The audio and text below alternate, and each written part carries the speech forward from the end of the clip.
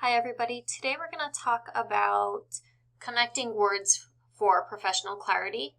And so specifically, we're going to take a look at prepositions. And you can think of prepositions as the glue of your sentence. So these are words like about, at, from, in, and to, which are the structural links that hold your meaning together. All they do is join your nouns or pronouns to the other words in your sentence so that everything makes sense. So the first rule is to not drop the bridge. And what this means is that sometimes people try to talk too fast and they leave out necessary prepositions. This causes the sentence to collapse. So for example, you shouldn't say, "What type software do you need?" You need that connecting bridge, and this includes the word of. So what type of software do you need? Another thing to look out for is what's called the graduated trap.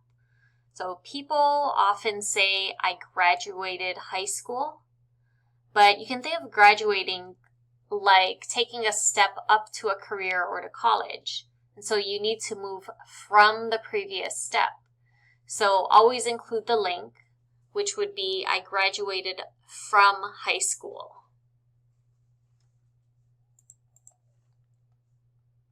Okay, and for the next rule, if it doesn't add anything, cut it.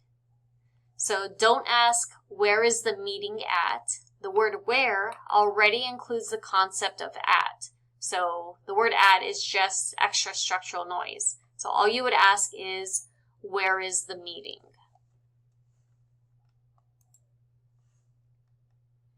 And the exact same rule applies to destinations.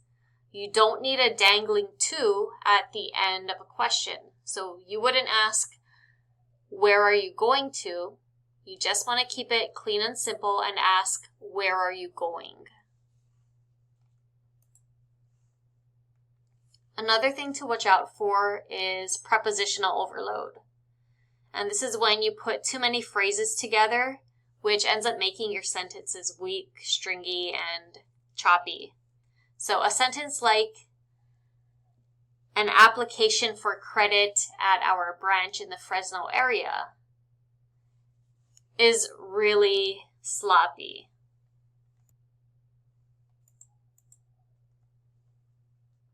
And so instead, what you want to do is to condense and clarify your sentence.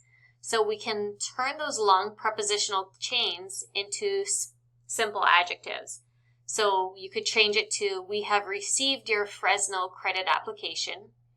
And that gives you half the amount of words and it makes your point 100% clearer.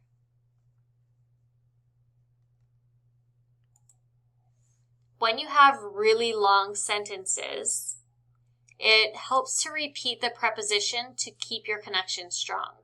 And so this is going to maintain structural integrity so your reader doesn't get lost halfway through. And so, for example, we would write, "By summarizing their most important experiences and by relating their education."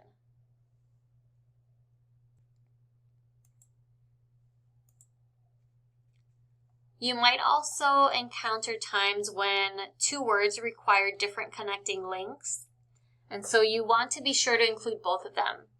This means that you wouldn't say appreciation and aptitude for computers. The word appreciation needs the word of. And so we would say this as appreciation of and aptitude for computers, and not just appreciation and aptitude for computers. And so let's take a look at the original sentence here that says, "We estimate that we will finish up the project well before the deadline." And so the word "finish" already implies completion. So this word up here is just clutter. So we would remove it completely and it becomes, "We estimate that we will finish the project well before the deadline." And so here's another real-world check about an honorarium. And in this initial sentence, we have, where should we send the honorarium for your keynote address to? And so remember the rule from earlier. The sentence starts with where, meaning the destination is already requested. And so we're going to cut that extra to at the end. So it simply becomes, where should we send the honorarium for your keynote address? And so let's take a look at this proposal. So initially, this is, what style architecture should we consider? We do need a bridge between the style and architecture. So we use the word of. So this becomes, what style of architecture should we consider?